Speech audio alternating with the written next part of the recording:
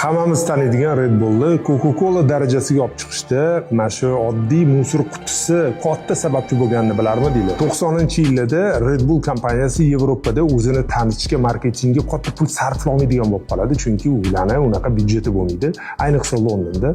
Va ular boshqa strategiyani yo'lini tutishadi, ya'ni olishadi o'sha restoranlarda, tungi klublardan chiqarishdagi axlatxonalarni Red Bull bo'sh idishlarni to'ldirib tashlashadi. Ana endi ertalab omma ko'chaga chiqqanda eng kuchli klublarni eshigini tegdi, axlatxonalarda o'sha Red Bullni bo'sh idishlarni ko'radi va bu narsa insonlarda qiziqish uyg'otadi. Bu qanaqa ichimlik ekan deb va sarafarni radio ishlashga tushadi va bularning savdosi 2x, 3x, 5x ga tezlik bilan o'sib ketadi.